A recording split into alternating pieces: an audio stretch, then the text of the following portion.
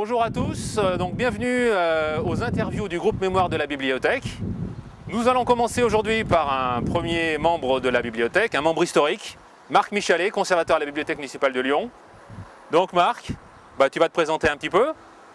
Eh bien, bonjour. Oui, j'ai travaillé à la Bibliothèque municipale de Lyon pendant environ 33 ans. Et donc ça a été une très longue aventure. Belle Alors aventure. raconte-nous ta formation un petit peu.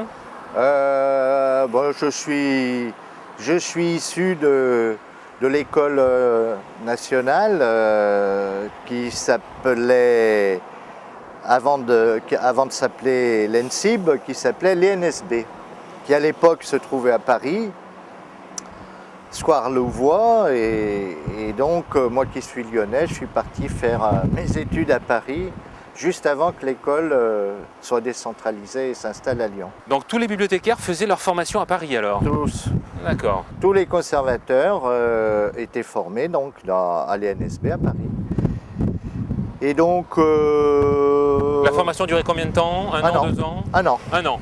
Un an. Et tu es arrivé à la Bibliothèque de Lyon en 1900? Alors, après ma formation, j'ai fait mon service militaire. Ouais, dans la marine? Dans la marine. Ouais, c'est ce que tu m'avais dit. Oui, dans la marine. Et puis après, j'ai eu un premier poste à Lyon, où j'étais conservateur à la Bibliothèque universitaire de médecine. Donc à 21 ans, alors 22 ans? Non, t'habitais sur Citerre? J'étais sur Citerre, donc c'était plus tard. 25-26. Alors mon premier poste consistait surtout à, je me souviens, faire des bibliographies pour les thésards de médecine. D'accord. Et donc c'était intéressant, mais enfin je n'aurais pas fait ma vie. Et puis alors après, je suis allé, je cherchais un poste sur Lyon. Et un poste, je pensais en fait travailler en bibliothèque universitaire. Et puis les circonstances m'ont amené à la bibliothèque municipale à Lyon. Et là, j'ai rencontré le directeur de la bibliothèque, Monsieur Rocher, qui était donc à l'époque le conservateur en chef, et qui m'a proposé un poste concernant les bibliothèques d'enfants. Il avait tout ce secteur-là où il cherchait quelqu'un pour s'occuper des bibliothèques pour enfants et surtout développer le réseau. Et donc c'est une fonction dans laquelle je me suis mis. C'était en quelle année, tu t'en souviens? Alors oui, ça c'est très bien ça. Je suis rentré à la BM de Lyon en janvier 75. Janvier 75, d'accord. Janvier 75. Et donc, d'ailleurs, il venait de préparer une belle salle pour les enfants, puisque toutes les salles de la Pardieu étaient loin d'être ouvertes, puisque la bibliothèque venait de déménager de Saint-Jean pour s'installer à la Pardieu. Et donc, peu à peu, les salles s'installaient. Et cette salle pour enfants a d'ailleurs été inaugurée, je crois, le 25 janvier 1975. Et je venais d'arriver et de prendre mes fonctions. Alors donc, ça nous amène à ton premier jour à la bibliothèque. Donc oui. Raconte-nous comment s'est passée cette arrivée. Eh bien, le premier jour à la bibliothèque, si mes souvenirs sont bons, j'ai été...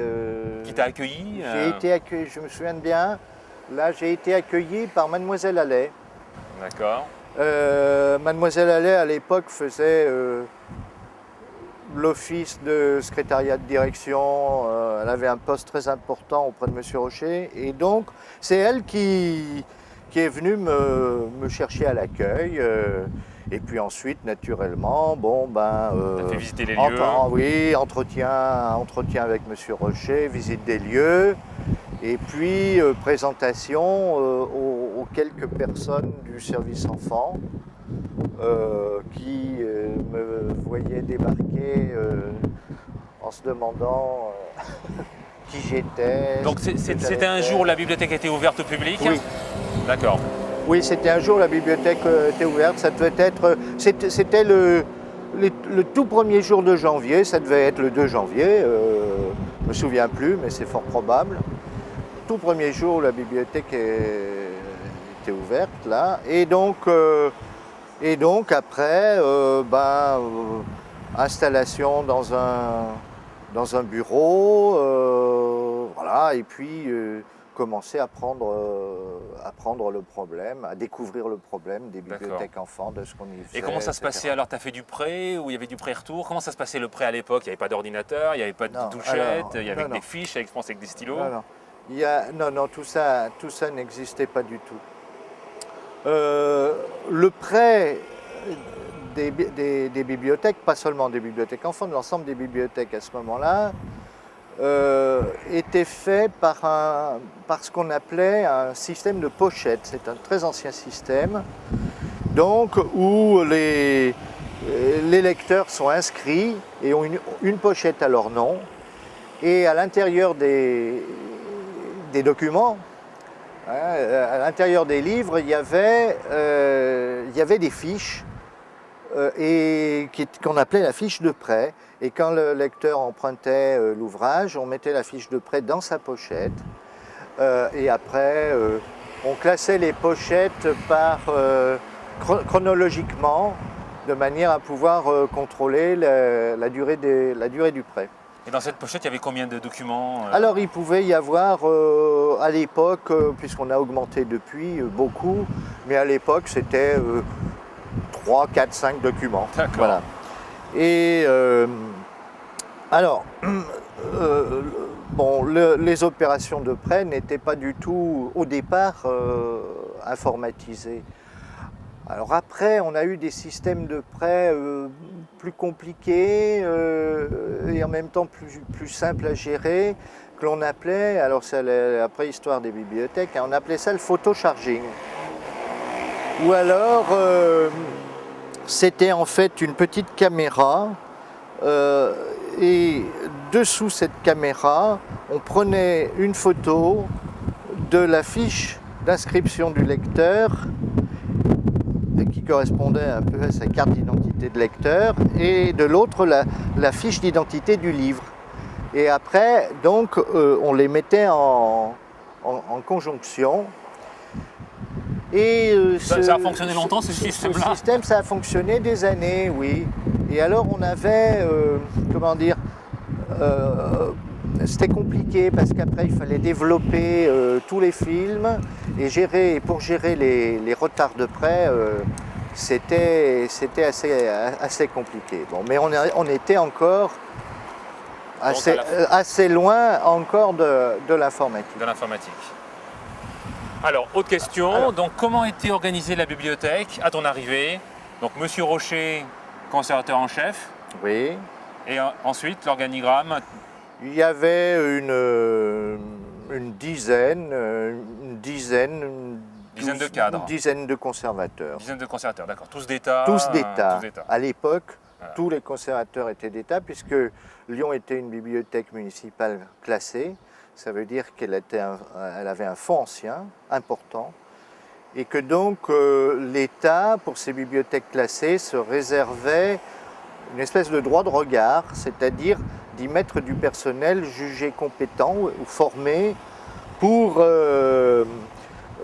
pouvoir organiser et conserver ces fonds anciens. C'est pour ça que les grosses bibliothèques municipales classées avaient toujours du personnel d'État. Alors, pour continuer un petit peu l'histoire des bibliothèques enfants et de ce qu'on y faisait,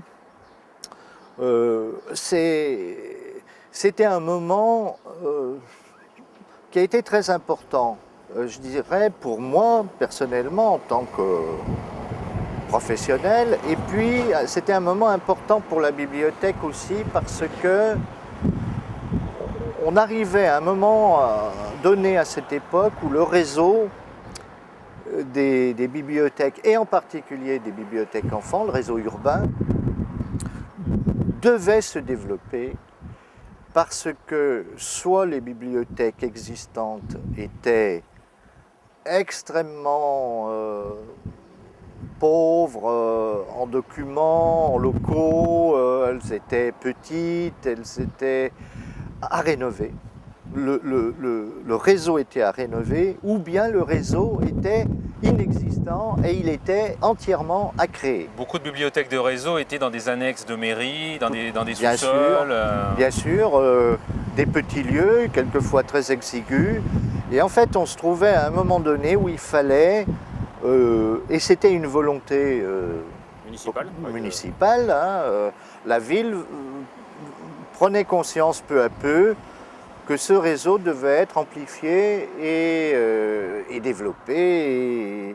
Et donc, on a commencé à faire ce travail-là qui a pris de nombreuses années et qui ne s'est jamais arrêté. Donc il y avait un responsable adulte, un responsable jeunesse pour le réseau.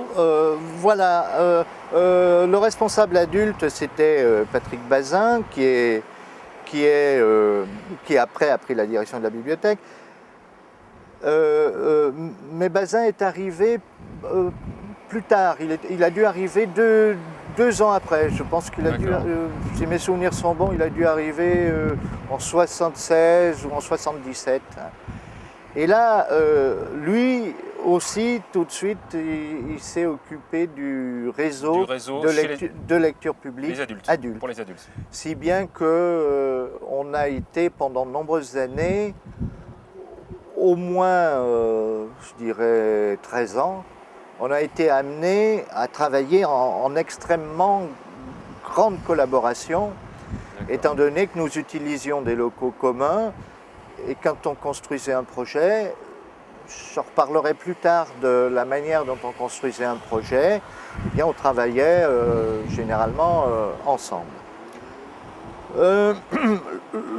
Ce que je voudrais dire, c'est que au départ, le service que l'on appelle pompeusement le service enfant était une entité extrêmement petite. C'est-à-dire que quand je suis arrivé, au départ, on était 3. Il y avait ce qu'on appelait à l'époque une sous-bibliothécaire qui était spécialisée en littérature jeunesse. Et cette bibliothèque s'appelle Marie-Christine Claire. Et je peux dire que j'ai travaillé avec Marie-Christine Claire pendant 13 ans, dans la plus grande confiance, et je dirais que je me suis entièrement reposé sur elle pour ce qui était choix des documents, des acquisitions, parce qu'elle avait une connaissance énorme de la littérature enfantine, et elle avait un goût très sûr, et ses choix étaient toujours pertinents. Ensuite, dans les annexes, il y avait des responsables jeunesse et des responsables adultes, où le personnel faisait un peu de tout. Alors, oui. Dans les annexes, c'était séparé. C'est-à-dire que les personnes qui travaillaient en secteur jeunesse travaillaient dans la bibliothèque enfant, et les personnes chez les adultes travaillaient chez les adultes. Et à l'époque, il y avait assez peu de vases communicants. Il faut voir que dans beaucoup de bibliothèques, il n'y avait qu'une seule personne chez les enfants qui faisait tout. Bon. Oui, il faut rappeler que donc à l'époque, il n'y avait pas de 35 heures, il n'y avait pas la 5e semaine de congé payé. Il y avait 4 semaines de congé payé à l'époque, tu t'en souviens, ouais. Certainement. Cela dit, on n'ouvrait pas autant. On n'ouvrait pas autant au public. Puisque après toute l'action a consisté à de plus en plus. Tu as des souvenirs d'horaire un peu de bibliothèque enfants, par exemple la Duchère, 13-19, mercredi, je pense que c'était ouvert mercredi toute la journée. C'était ouvert le mercredi toute la journée. Le samedi aussi peut-être. Le samedi. Peut-être le samedi après-midi seulement. Le samedi après-midi seulement, je crois pas. Mais je crois pas le samedi. Par contre, le mercredi matin, il y avait très souvent ce qu'on appelait l'heure du conte. L'heure du conte. C'est-à-dire les animations, donc les toutes la, premières voilà, animations. c'était une animation très simple. Hein, la bibliothécaire rassemblait un groupe d'enfants le matin et généralement lisait ou racontait une histoire, un conte, voilà.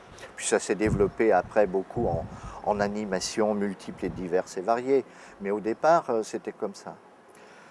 Alors, on était trois. Donc il y avait Marie-Christine Claire et puis il y avait ce qui a disparu à l'époque. On avait une dactylo qui s'appelait à l'époque Solange. Et cette dactylo, en fait, avait un travail considérable parce que, bon, à l'époque, comme rien n'existait en informatique, elle s'occupait de taper les quelques courriers dont j'avais besoin, ça, bien évidemment, mais surtout son travail principal consistait à taper les fiches des livres des bibliothèques. Le catalogage donc. Le catalogage. Alors nous on préparait le catalogage avec Marie-Christine et après la dactylo elle saisissait ces fiches de catalogage, où il y avait aussi en même temps une fiche pour le prêt, etc. Mais le problème, c'est que il fallait les multiplier, ces fiches, les dupliquer, parce qu'il y avait plusieurs fichiers. Il y avait un fichier par auteur, il y avait un fichier par sujet, il y avait... au bout d'un moment, on a fait des fichiers. Il y avait une salle qui était consacrée entièrement aux fichiers, non, à la Pardieu? Non, mais je parlais. Oui, bien sûr, pour l'ensemble des livres adultes, mais les bibliothèques enfants avaient leurs fichiers dans chaque bibliothèque. D'accord. Aussi bien à la Pardieu que sur le réseau. Et donc, c'était des tiroirs à fiches, hein, auteur, sujet et plus tard titre. Alors, on avait cette dactylo, c'était des anciennes machines très, très intéressantes. Ça s'appelait la minigraphe. Alors elle travaillait donc sur cette minigraphe, c'est-à-dire que elle tapait un petit stencil. C'était en fait une mini machine à polycopier.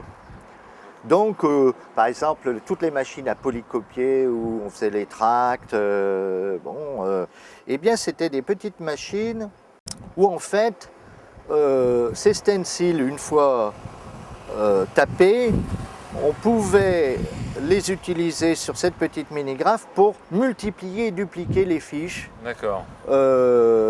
En les ancrant, comme ça. Alors, naturellement, des fois, il y avait des couacs. Il y avait des couacs, il y avait des tâches, la minigraphe fuitait ou la minigraphe ne marchait plus, il nous en fallait plusieurs. Le problème de la duplication des fiches a été un problème qui a duré de très nombreuses années. Jusqu'à l'informatisation. Jusqu'à l'informatisation. Alors, il y a eu une période intermédiaire où les minigraphes étant un système vraiment trop archaïque, j'avais fini par trouver en France un fournisseur qui se trouvait dans la région parisienne, un fournisseur de photocopieurs à fiches. Et c'était assez rare. C'était un progrès donc. C'était un très gros progrès. Les machines s'appelaient à l'époque Ubix, me semble-t-il. Et donc, c'était comme des photocopieurs, mais en fait, en réduction, et ça photocopiait des fiches. Et des fiches en Bristol, hein, qui étaient au format normalisé, et qui après, donc, pouvaient de la même manière être envoyées dans les bibliothèques de quartier, sur le réseau, qui passait beaucoup de temps, naturellement, à alimenter ces fichiers. Alors fallait classer les fiches, auteurs, sujets. C'était un travail qui prenait beaucoup de temps. La partie classement prenait beaucoup de temps. Et alors, je suppose que tu te souviens de l'arrivée des premiers ordinateurs en bibliothèque. Tu t'en souviens, non? La date La date exacte... années 80 5, 6 Plus. Plus Encore? Oui, un peu plus, hein, un peu plus. Hein, ça a été plus sur les années 90, hein, D'accord. où l'informatisation alors a changé la totalité du travail des bibliothécaires, aussi bien à la Part-Dieu que dans les quartiers. D'accord. Alors, ça c'est un petit peu de la technique hein, Donc ça, de c'est- notre travail quotidien, mais enfin, ce qui avait surtout d'important, c'est d'arriver à acheter et à mettre dans les bibliothèques d'enfants tous les ouvrages qui nous paraissaient le plus intéressants. Comment ça se passait Alors, les acquisitions en jeunesse? Vous aviez, alors, il n'y avait pas de marché public à l'époque, hein? si, il y a eu un, peut-être pas au début, mais après très vite, il y avait un marché public jeunesse spécialisé pour la jeunesse. Alors Marc, on va parler maintenant un peu du développement du réseau. Donc, quand tu es arrivé, tu t'en souviens un petit peu de... Oui, alors La Duchère n'était pas construite, Saint-Rambert était dans Si, un petit... si. Dans le sous-sol d'une mairie. si, la Duchère existait. Alors, il y a eu de nombreuses bibliothèques qui ont été, comme je disais, soit réaménagées, soit créées entièrement. En fait, moi j'ai le souvenir d'avoir participé à la rénovation ou à la création de 10 bibliothèques en l'espace de 13 ans. Mais il y avait une bibliothèque d'adultes qui était justement celle-ci, qui était Saint-Jean, où j'ai participé, je dirais, à l'aménagement et à l'organisation des travaux quand elle a été rénovée. Et toutes les autres, les 9 autres, étaient toutes des bibliothèques pour enfants. Alors, ça c'était un travail extrêmement intéressant, extrêmement dynamisant. Et on a passé vraiment de nombreuses années à développer ce réseau. Alors, il faut bien comprendre que ça ne se fait pas tout seul de créer une bibliothèque. Et donc, on avait une espèce de compte à rebours à partir du moment où la municipalité nous donnait le feu vert et les moyens, c'est-à-dire décidait de nous attribuer un local, pour après nous dire, bon ben nous, on voudrait que ça soit prêt à telle date. Et quand on avait cette information, à ce moment-là, nous on faisait un compte à rebours en disant, pour que ça soit prêt à telle date, il faut qu'il y ait à l'intérieur de la bibliothèque non seulement les livres, mais le mobilier, la personne qui allait s'en occuper, et tout ce travail devait se faire en amont. C'est-à-dire que, parallèlement, moi je m'occupais des travaux, de la réparation à proprement parler du local ou de sa création, en indiquant sur le plan où devait se trouver quoi. Hein. D'abord, on me demandait même des choses très précises pour un bibliothécaire. Moi, je me souviens très bien que je travaillais énormément sur plan. Il fallait implanter, par exemple, tout le circuit électrique. On me disait, vous voulez des prises où, à quel endroit, fallait. Donc sur plan, il fallait faire. Est-ce que la porte doit s'ouvrir dans tel sens ou dans tel sens? À quoi va servir cette petite salle, etc. On concevait tout. Et derrière, il fallait faire ce qu'on appelait le choix des couleurs et le choix du mobilier. Et donc le mobilier, comme il avait lui aussi des délais de livraison, il fallait le commander bien en amont. Donc il fallait déjà avoir son plan, avoir réparti sur son plan.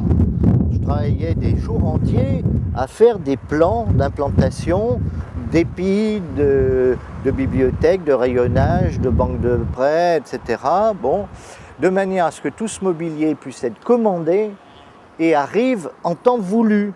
Puisque après, parallèlement à cette opération, nous, on s'occupait d'acheter les livres, donc il fallait les commander, les réceptionner, les cataloguer et les équiper, qu'ils soient couverts, qu'ils aient tous leurs fiches et qu'ils soient prêts à partir dans la future bibliothèque. Donc ils ne partaient effectivement que quand le mobilier était installé.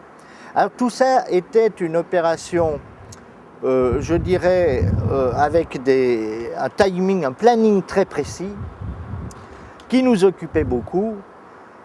Et lorsque on a pris conscience qu'on allait nous demander le réaménagement ou la construction d'un assez grand nombre de bibliothèques, pour ne pas refaire tout le temps le même travail, on était arrivé à construire une structure où on achetait des livres d'avance.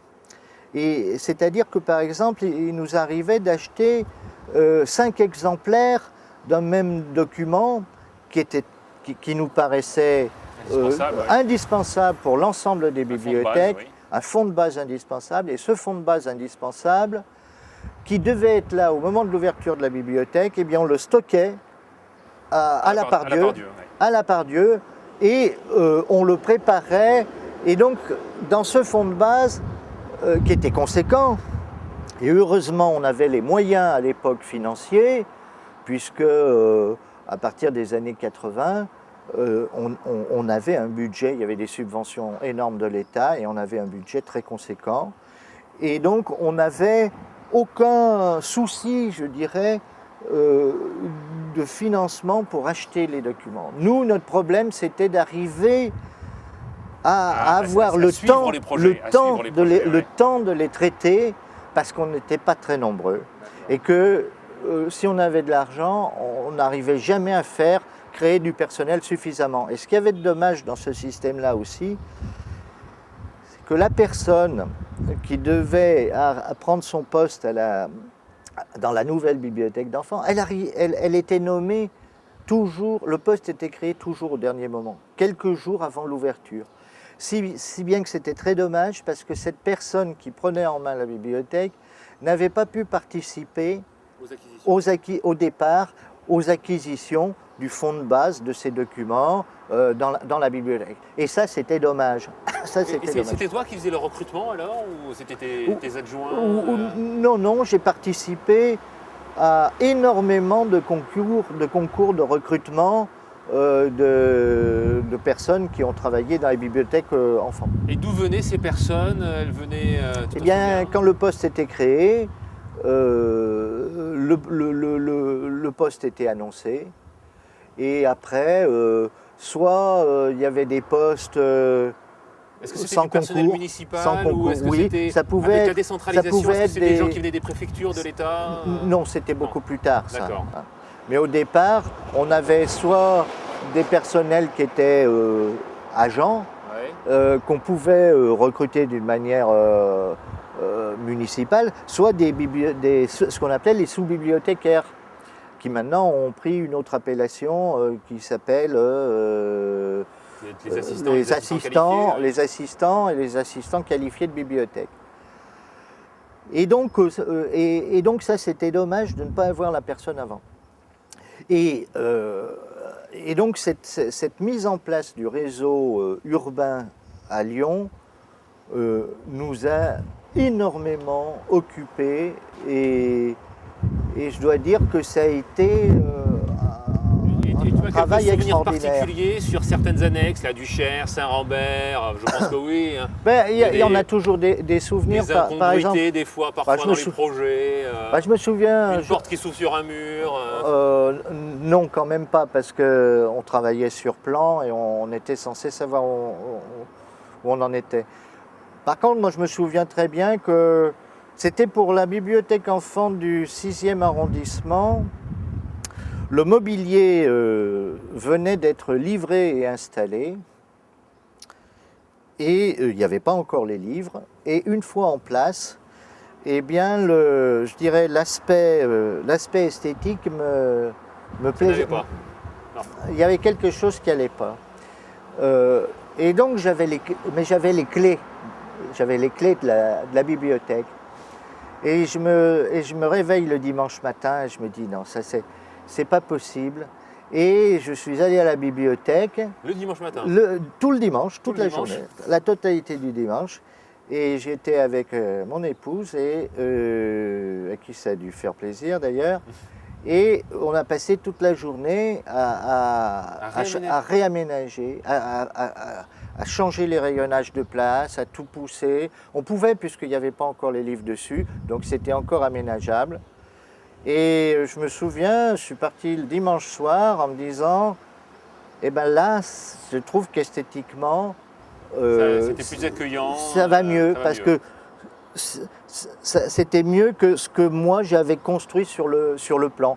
Alors c'est des détails comme ça, quoi. Passer un dimanche, on était très passionnés à l'époque. Oui. On était passionnés. C'était toute une vie. Moi je me souviens, je chargeais dans ma voiture 2-3 caisses de livres qui me plaisaient beaucoup, me semblaient particulièrement intéressants. Et le soir, j'allais dans des écoles où on avait fait des petits rendez-vous avec les instituteurs, les professeurs et les parents d'élèves. Et moi, je passais 1 heure. D'accord. À présenter les services de la bibliothèque. Et je présentais les livres et les services de la bibliothèque comme ça. Mais à vrai dire, c'était pas sur mon temps de travail, c'était en dehors de mon temps de travail. Ce qui prouve bien qu'à l'époque, on avait une démarche de service public qui était très, très, très forte. Et donc, et vraiment, on travaillait énormément pour l'installation de ces bibliothèques enfants, et ça nous satisfaisait. Et quand il y en avait une encore qui ouvrait, c'était un plaisir. Et quels étaient les rapports avec le public à cette époque?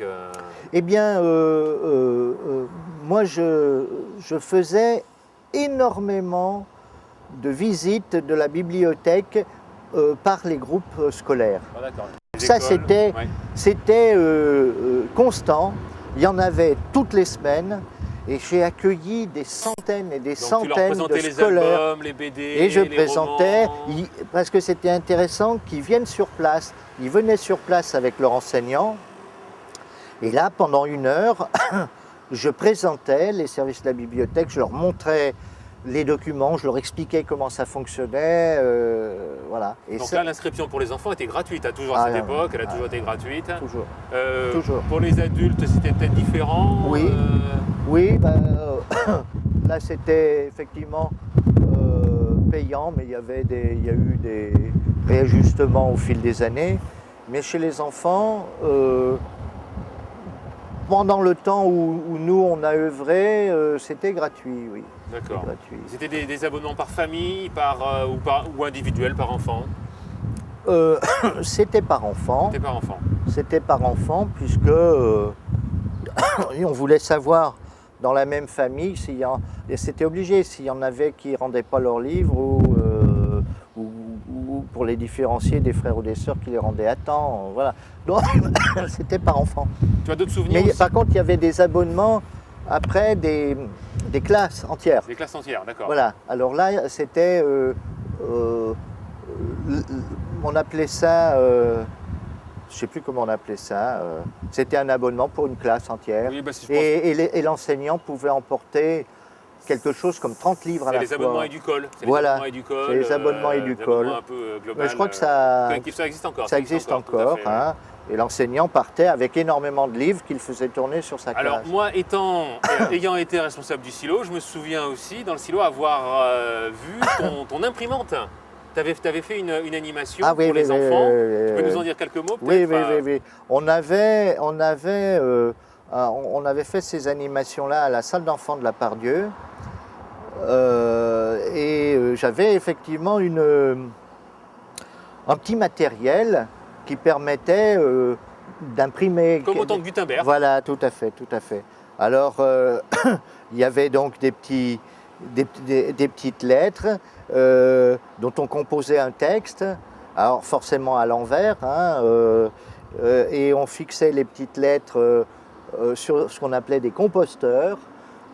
mise sur cette presse et ça permettait de faire quelques animations où les enfants pouvaient imprimer quelques poèmes qu'ils avaient composés eux-mêmes. Donc c'était à la fois, je dirais, ludique, manuel et en même temps intéressant parce qu'il fallait surveiller l'orthographe du texte, etc. C'était une animation sympathique. Alors vous faisiez aussi souvent, souvent ce qu'on fait en jeunesse, hein, c'est un peu soutien scolaire aussi. Le soir, il y a des enfants qui viennent et ils nous montrent leurs textes, ils nous montrent leurs devoirs. Oui, qui travaillent un peu, oui, bien sûr. La bibliothèque, ça sert à ça aussi. Oui. Ça sert à trouver de nombreux documents qu'il est impossible pour un particulier d'avoir chez lui, parce qu'il y en a dans tous les domaines et ils sont très nombreux. Et c'est vraiment, je dirais, une information, une instruction qui était gratuite et mise totalement à la disposition des enfants. Charge à nous de faire connaître ces lieux magiques à toute une population qui n'avait pas forcément entendu parler des bibliothèques de quartier et du réseau. Alors cette population des quartiers, tu l'as vu évoluer quand même. Est-ce que tu crois que dans les années 70, elle n'était pas très au courant des services de la bibliothèque et que petit à petit, oui. au fur et à mesure du développement du réseau, oui. là les enfants sont mieux venus, avec le développement des moyens, des outils de communication oui. aussi, le public a été plus au courant. Bien sûr. Quand il y avait des bibliothèques modernes, fonctionnelles, avec des documents intéressants, le public venait. Le problème, c'est qu'auparavant, il y avait rien. Ou bien il y avait des bibliothèques qui étaient grandes, qui faisaient 20 mètres carrés, oui. et qui étaient trop petites, et le maillage était moins important, et le maillage et moins était serré, beaucoup moins serré. Alors, on ne se posait même pas la question de savoir si on aurait ou pas du public quand on aurait construit la bibliothèque. Pour nous, c'était évident. Dès que la bibliothèque était ouverte, d'abord, avec les études qui avaient été faites en amont, oui. on savait qu'on allait irriguer tel quartier et que là, il y avait une forte demande. Et donc, quand on ouvrait la bibliothèque, chaque fois, c'était extraordinaire. Donc, on n'avait pas de soucis du tout. Par exemple, la Duchère, qui était un quartier, je pense, où il y avait beaucoup de jeunes. Oui. Ah oui. Alors, la place de la bibliothèque dans le quartier. Voilà. Mais la Duchère, ce qu'il a fallu faire pour la développer, c'est la réaménager et l'agrandir. Et ça a été des opérations qui ont été, je dirais, très, très intéressantes à réaliser. Alors après, bien sûr, on peut toujours dire, quelquefois, il y avait des petites difficultés avec les jeunes ou avec les adolescents. Par exemple, la Duchère, tu l'as vu évoluer, ce quartier ou bien sûr. Dans les années 70, quelle était l'image de la Duchère dans les années 70 Mais c'était très familial. C'était très familial. Alors, bien sûr qu'après, il y a eu des problèmes, je dirais, où il fallait renforcer un peu la surveillance, où il y a eu, comme partout, des petits problèmes de disparition Tu te souviens de la mise en place des premiers antivols dans les bibliothèques Oui. Ben oui, parce que c'est allé de pair avec, je dirais, les grandes bibliothèques adultes qui ont été installées et sur lesquelles, ce qui nous coûtait d'ailleurs fort cher, il fallait à un moment donné installer un système anti-vol. Alors, il fallait après équiper. Le problème, c'est qu'il fallait équiper chaque document. Voilà. Et donc, ça, c'est des opérations qui sont longues et coûteuses. Hein. Puis après, c'est devenu automatique, dirons-nous. Mais personnellement, je pense que on ne s'en rend pas compte, comme ces bibliothèques, en fait, ont été un vrai bonheur pour la population, pour les enfants. Et et aussi pour les adultes qui, eux, avaient leur bibliothèque où ils pouvaient lire le journal tous les jours. Marc, on va continuer sur tes différentes fonctions à la bibliothèque. Donc après avoir passé 13 ans chez les enfants, tu as décidé de devenir grand et donc de faire autre chose? Oui, oui. Alors, après, j'ai eu beaucoup de fonctions très, très variées, très différentes. En particulier, je me suis beaucoup occupé de la logistique à la Part-Dieu, puisque c'est une bibliothèque énorme. Je m'occupais aussi de tout ce qui était service intérieur, c'est-à-dire tout ce qui concernait l'organisation, la sécurité, le nettoyage et toutes ces fonctions qui faisaient aussi qu'on était amené à faire beaucoup de déménagements, de transferts. Il n'y avait pas de navette à l'époque à la bibliothèque, c'est-à-dire que les gens empruntaient dans une bibliothèque et devaient rendre dans la bibliothèque. Oui, bien sûr. La navette a été mise en place. Tu as mis en place, toi, la navette? Beaucoup plus tard. Non, je crois que c'est Bazin qui l'a mise en place, la navette où on peut rendre tous les documents. Mais le transport des documents se faisait aussi par la navette chaque semaine. C'est-à-dire les documents qui étaient préparés à la Part-Dieu étaient envoyés dans les bibliothèques de quartier, adultes et enfants, chaque semaine. Je m'occupais aussi de ce genre de secteur et du service aussi de l'équipement qui s'occupait de préparer physiquement les ouvrages. Donc, il y avait beaucoup, je dirais, de casquettes diverses à ce moment-là. Et aussi, j'ai participé et réalisé énormément de déménagements. En particulier, la Fondation nationale de la photo, le fonds de disques de France 3, donc, où j'avais loué 600 containers, alors que c'était à côté, mais il fallait rapporter 60 000 disques, surtout vinyle, 33-45 tours, et une dizaine de milliers de 78 tours. Aucun CD. Donc, de nombreux déménagements de toutes sortes. Des photos, des appareils photos, des fonds de livres. Je me souviens par exemple du fonds homéopathique Boiron, le fonds Boiron qui... Bref, tout ce qui était transport, déménagement, je m'en occupais, j'adorais organiser ce début. Et puis, pendant de nombreuses années, je me suis occupé aussi de la surveillance technique du bâtiment, c'est-à-dire aussi bien la climatisation que tous les travaux. Alors, il y a eu énormément de travaux, de réfection, d'aménagement à l'intérieur de la bibliothèque de la Part-Dieu. Et là, donc, c'était mon domaine, parce que je m'étais rodé dans l'organisation des bibliothèques enfants et les travaux, et j'aimais beaucoup gérer ça. Le fameux escalator qui est sur le niveau 2, là, à la Part-Dieu.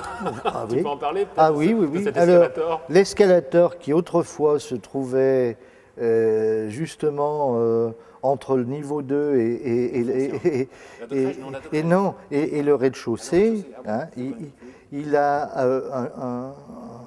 un jour, on a donc décidé de l'enlever. Et donc, il fallait absolument qu'il y ait personne. Et puis, c'était, une opération extrêmement lourde et compliquée. Et je me souviens très bien, nous avons fait ça le 14 juillet. Donc, en fait, la journée... Un jour férié, un jour férié. Le 14, nous avons donc procédé et donc avec la des ville grues, de Lyon avait loué une entreprise oui, bien sûr. Et leur avait dit venez un 14 Ah juillet oui, mais pour faire ça. c'était impossible de faire. Et donc le conservateur, toi Alors moi j'étais tout seul. Tu étais tout seul? J'étais tout seul et lorsque, avec les grues, les engins, etc., l'escalator a été sorti et descendu, eh bien, j'ai été le premier à pouvoir admirer la superbe sculpture de Morog, qui se trouve dans l'entrée de la bibliothèque, et qui était vraiment cachée par cet escalator. Et donc, ça, c'est un souvenir. Pourquoi vous l'avez enlevé cet escalator alors? Parce qu'il ne marchait pas déjà, non? Non, parce qu'il ne convenait plus aux besoins, et que d'autre part, comme on voulait rectifier toute l'organisation et l'esthétique du hall d'accueil de la bibliothèque, il fallait supprimer cet escalator. Voilà. Parce que je crois qu'on pouvait rentrer aussi à la bibliothèque, il y avait des vestiaires, non, en bas, au sous-sol. Oui. L'histoire des vestiaires aussi. C'était autrefois, c'était autrefois. Effectivement, en bas, on pouvait descendre dans un local qui existe toujours, mais l'escalier d'accès, là aussi, a été muré, bétonné, il n'existe plus. Il se trouve actuellement sous des banques de prêt, des banques de prêt. Et il menait à des toilettes. Il menait aux toilettes, aux anciennes toilettes de la bibliothèque, et il y avait aussi des vestiaires. Et là, par contre, on a eu beaucoup de déboires, étant donné que des gens venaient s'y installer, ils faisaient leur lessive, et plein d'autres choses peu recommandables. Et puis il y avait des disparitions et tout. Et très vite, on a supprimé ce service-là parce que c'était devenu des sources d'ennui avec un certain nombre de problèmes. Et donc après cette partie donc bâtiment, voilà. Tu es allé au Foncien. Alors après, ça a été la troisième et dernière partie de ma carrière professionnelle, où après, donc, j'ai regagné le fonds ancien parce que, là aussi, je m'étais occupé d'un déménagement conséquent, mais de loin le plus important de toute ma carrière de déménageur de bibliothèque, où j'ai été chargé de transférer le fameux fonds des Jésuites, dit Collection des Fontaines, donc de Chantilly à Lyon. Et là, ça a été une opération très lourde, puisque est arrivé de Chantilly environ 10 km de rayonnage de documents et environ 350 000 documents. Et là, ça a été une opération très lourde à organiser. Pour indiquer concrètement les choses, ça m'a pris 6 mois de travail à plein temps de préparation. Parce que tu es allé dormir à Chantilly. Et après 2 mois de réalisation. En fait, c'est simple, mais je ne l'avais pas pensé au départ. C'est un jour, en travaillant à la préparation, je me suis aperçu que si je voulais que ça arrive bien à Lyon, il fallait que ça parte bien de Chantilly. Et que donc, si je voulais que ça parte bien de Chantilly, il fallait que j'installe ma tête de pont à Chantilly et que donc j'abandonne Lyon et que j'aille m'installer. Et j'ai vécu 2 mois avec les quelques jésuites qui restaient à Chantilly pour piloter de là-bas le transfert. C'était un semi-remorque par jour. Hein, donc là-bas, tu as vécu avec les religieux alors? Bon, ils étaient plus nombreux, il n'y en avait plus que 2 ou 3 jésuites. Il y avait le directeur et puis le jésuite qui était responsable de la bibliothèque. Voilà, mais effectivement, j'ai vécu 2 mois entiers dans le château de Chantilly. Et puis, on avait des journées, je dois dire, relativement bien occupées au moment du transfert, puisqu'il fallait charger chaque jour 70 cages de documents. Et puis là, c'était un petit peu complexe, parce que comme les documents arrivaient et devaient être remis tout de suite sur les rayonnages préparés à cet effet, eh bien, il fallait charger tout à l'envers. Oui, Les cages devaient être chargées à l'envers parce qu'il fallait trouver devant ce qu'on mettait tout de suite là et puis au fond ce qu'on mettait après. Oui, parce que le sens du classement, c'était au fond du silo. Voilà. Et, ça arrivait. Et puis après... Donc silo alors, 15, 16, 17. on a mis, ça représentait 2000 mètres carrés de stockage de documents. Et dans ces silos qui étaient vides, où il y avait un vaste... Ils étaient vides, non. Au départ, ils étaient... documents en attente, on va dire. Non, ils étaient Non, pleins. Ils étaient pleins. Ah bon. Ils étaient pleins, archi pleins. Mais il y avait beaucoup il y avait un étage entier du silo où on stockait tout le matériel soit en transit entre les bibliothèques de quartier, soit le matériel à réparer, soit le matériel stocké en attendant, enfin, c'était énorme. Mais virtuellement, moi j'étais très au courant et très sensible à ce genre de logistique. Je savais que virtuellement, en serrant les boulons, en faisant quelques déménagements de fonds de livres et en élaguant beaucoup de mobilier, on avait la capacité physique d'accueillir ce fonds.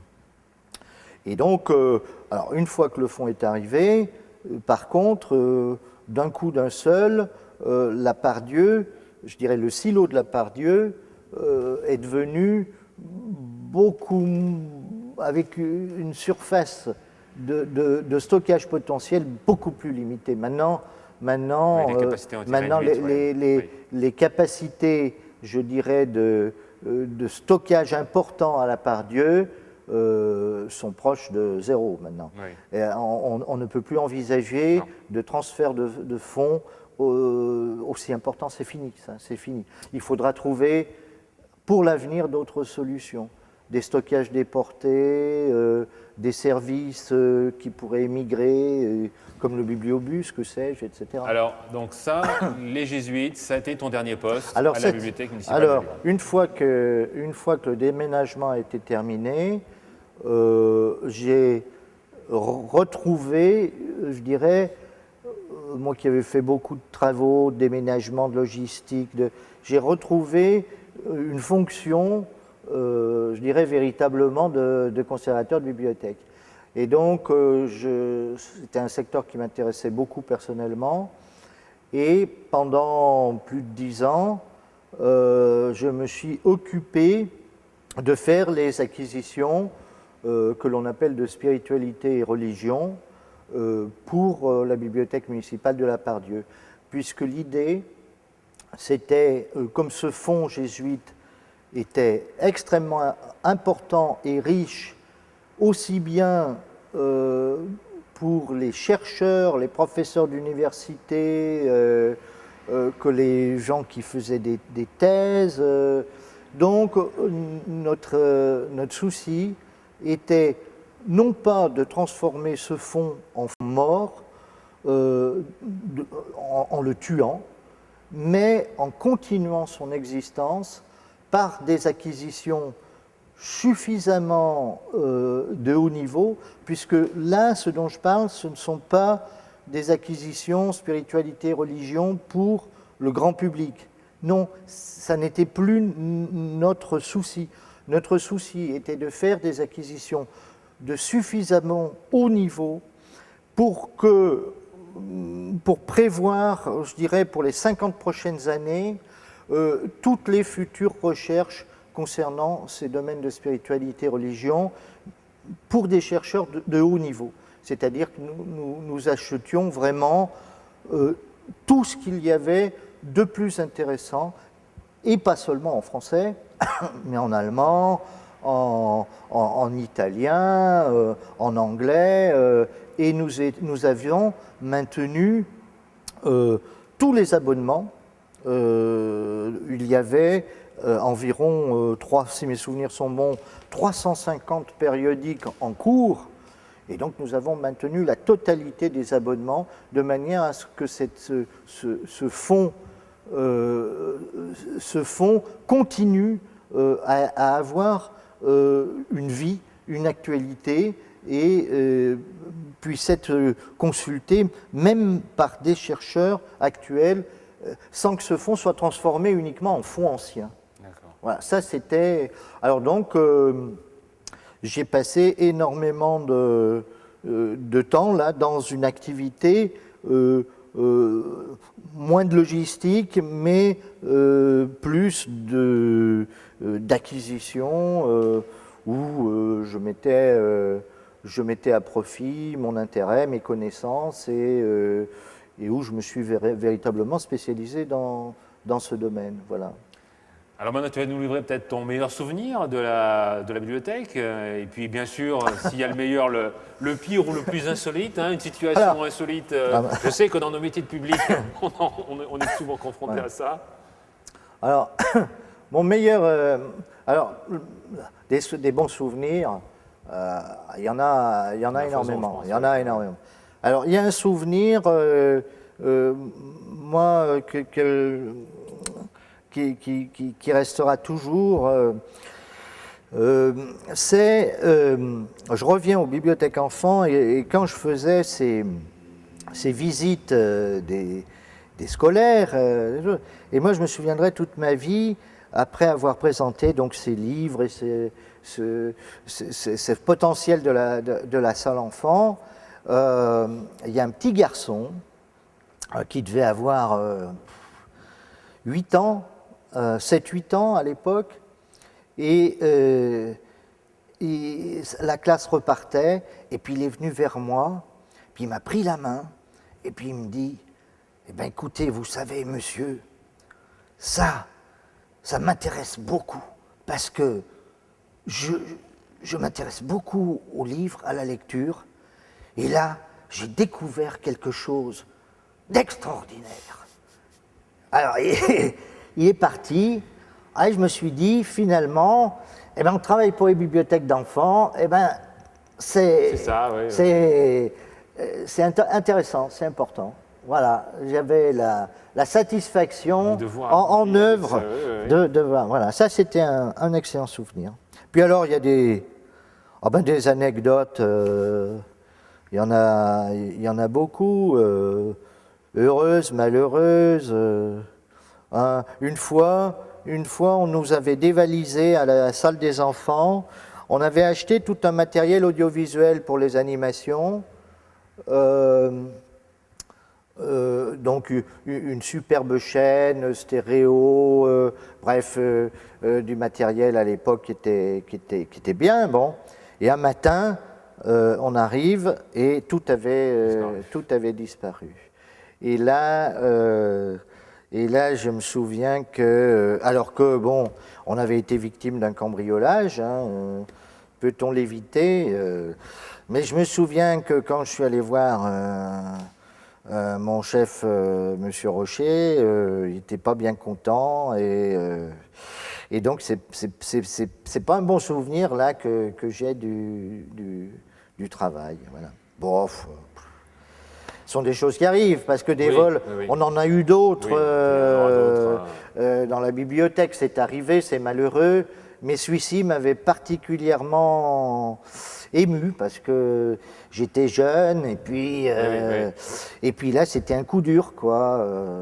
Et puis donc ça privait aussi les enfants, parce que je n'avais plus après le budget pour remplacer, la ville étant son propre assureur.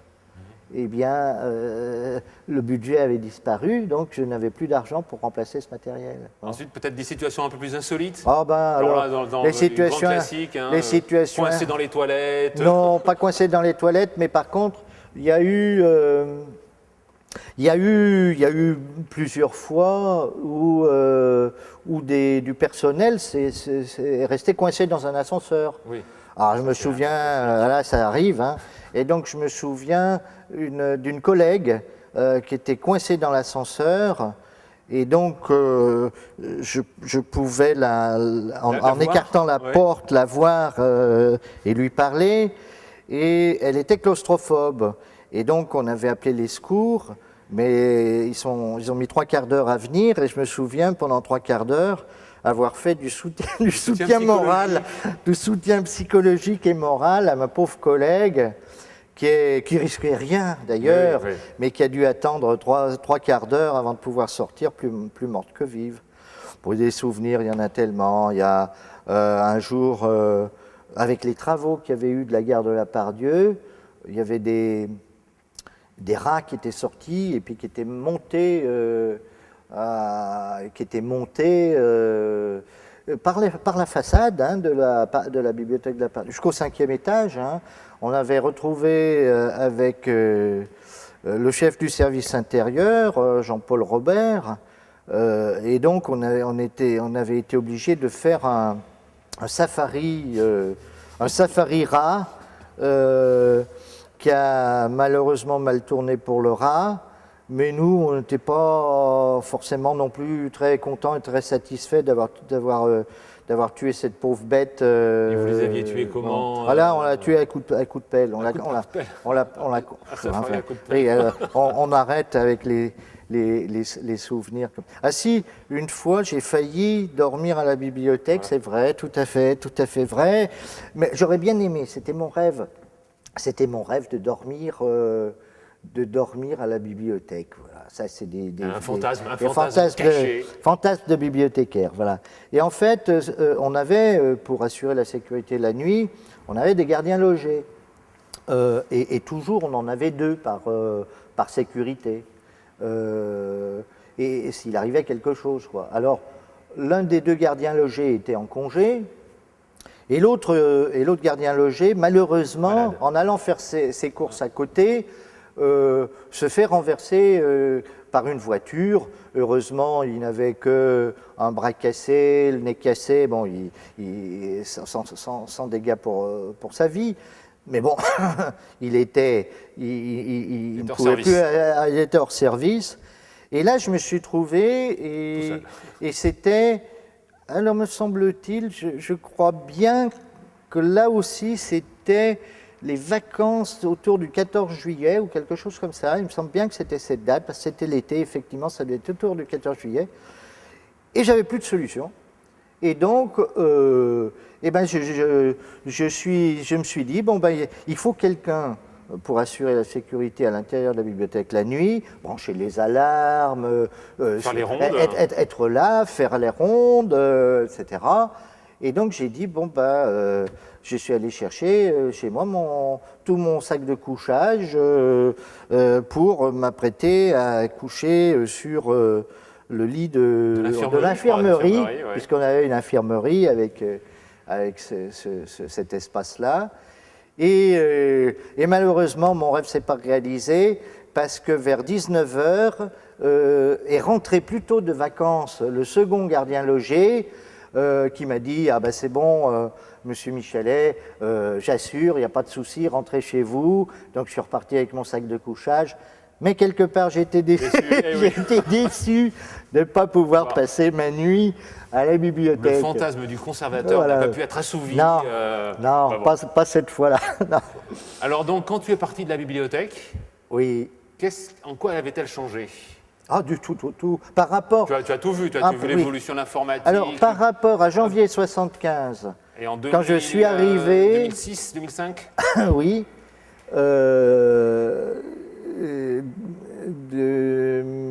Oui, 2006. Oui. Donc l'informatique... Eh bien, depuis 1975, je peux dire que j'ai assisté à la transformation totale de cet établissement qui autrefois n'avait que peu de rapport avec la technologie et qui a développé non seulement donc, ce qu'on appelle l'informatisation, qui a changé totalement et la vie et la profession des bibliothécaires. Donc cette informatisation qui a été fabuleuse puisque ça a pu permettre au public de consulter de chez lui à distance le catalogue de la bibliothèque, enfin des choses qu'on ne pouvait même impensable pas. à l'époque. Mais totalement impensable. Toute la gestion du prêt est devenue informatique. Ça a été une transformation totale. Nous avons supprimé peu à peu la totalité des fichiers, des boîtes à fiches et tout. Un autre monde est apparu. Et puis alors aussi et surtout, je dirais la bibliothèque dans sa conception. Et là, il y a eu des créations fondamentales à la Pardieu qu'on a appelées la départementalisation, où le second directeur que j'ai connu, Patrick Bazin, a développé une organisation de tous les niveaux de la bibliothèque de manière thématique, ce qui n'était pas le cas avant, et en pouvant mettre à disposition du public des ouvrages spécialisés dans tous les domaines. Et ça a été aussi une révolution majeure. Et au niveau du réseau, entre le réseau entre 1975 et le réseau en 2006, là aussi les médiathèques, là il n'y a eu une bibliothèque dans chaque arrondissement. Aucune comparaison, puisque après on a assisté à la création des très grandes médiathèques, des médiathèques très importantes, au Bachut, à Vèze, donc qui n'étaient plus je dirais, des petits espaces dans des quartiers, mais qui faisaient vraiment l'office de médiathèques de petites villes, hein, puisque un quartier comme Gerland, si mes souvenirs sont bons, ça a dû augmenter depuis, mais c'était 70 000 habitants. Et donc, dans des villes de 70 000 habitants, on trouve des médiathèques vraiment importantes. Et là aussi, la ville de Lyon a développé, mais d'une manière considérable, son réseau urbain, son maillage. Et je pense que l'aventure n'est pas terminée. Hein. Alors justement, comment vois-tu l'avenir des bibliothèques, maintenant avec le recul de toutes ces années? C'est difficile, l'avenir des bibliothèques, c'est difficile parce qu'on assiste à un tel développement technologique qu'on ne sait pas ce qui va se passer dans les prochaines années, que peut-être que la consultation des fonds entiers va peu à peu devenir possible à domicile et que donc ça va très certainement changer la face des bibliothèques, très certainement. Mais en tout cas pour Lyon et en tout cas pour la Pardieu, il est certain, parce que moi je connais bien la Pardieu et je vois à quel point elle s'est développée, je vois maintenant à quel point elle est saturée et il est fort possible, j'espère probable, que d'ici les 20 prochaines années, on assiste quelque part à la création d'une bibliothèque régionale à Lyon qui sera l'aboutissement, je dirais, ou la continuation de vie de la Pardieu, qui a rempli, je dirais, son rôle pendant 40 ans, oui. Pendant 40 ans, puis grâce à la volonté des différents conservateurs en chef, d'abord M. Rocher, puis M. Bazin, qui ont mis toute leur énergie à développer les services au public, à diversifier les services. Maintenant, on peut poser des questions à la bibliothèque. Ouais. On a le service qui s'appelle le guichet du savoir. On a avec Google Books, on pourra consulter les livres de la bibliothèque. Voilà. Monsieur Rocher avait développé considérablement un service régional qui s'appelle toujours la documentation régionale, qui lui tenait beaucoup à cœur. Je veux dire, chacun a développé je dirais, ce potentiel qu'avait la Part-Dieu. J'ai jamais été déçu. Toujours des nouveautés, des projets. Mais voilà, mais ce qu'on fait aujourd'hui est aussi un aboutissement. Moi, j'ai connu une époque où il n'y avait pas une seule caméra à la bibliothèque municipale. On n'avait pas du tout de service audiovisuel. Moi, à l'époque, je me débattais avec les carrousels de diapositives qui se bloquaient toujours chaque fois qu'on faisait une animation. Enfin, donc, les choses n'ont cessé d'évoluer et de se développer. Et je crois que beaucoup de personnes qui ont travaillé à la Part-Dieu ont toujours été, je dirais, très portées et très dynamisées, je dirais, par l'atmosphère de recherche, de renouvellement, de développement, tous azimuts, technologiques, pas seulement documentaires, mais aussi pour apporter un service au plus grand champ possible de la population. Parce que la bibliothèque, elle n'était pas réservée à une élite je dirais, d'historiens chenus, quelfeutsiens. Non, il y avait un développement et un potentiel sur l'ensemble de la population qui a été considérable. On a prêté, avec le bibliobus aussi, on dessert toujours des quartiers où on n'a pas de réseau en dur. Le bibliobus permet d'affiner le maillage. Il y a beaucoup de services qui se font de prêts collectifs dans les centres sociaux, dans les prisons aussi, etc. etc. Notre travail a été au service de la population, je dirais, la plus large possible. Et j'ai toujours aimé, en fait, c'est pour ça que je suis resté aussi longtemps à la Part-Dieu, parce que, bon, j'aurais pu aller m'occuper d'autres bibliothèques. J'aimais cette bibliothèque personnellement parce que j'y sentais un potentiel, et puis j'ai une curiosité professionnelle, un dynamisme, et j'ai jamais voulu la quitter, en fait, et j'ai jamais été déçu de tout ce que j'ai vécu, qui s'est passé dans des secteurs très divers aussi. C'était intéressant pour moi. Et bien voilà, c'était l'interview de Marc Michalet, conservateur à la Bibliothèque municipale de Lyon. Merci Marc, merci aussi au service animation. Donc la prochaine interview, ça sera celle de Monsieur Rocher, réalisée par Catherine Goffo. Merci et à bientôt.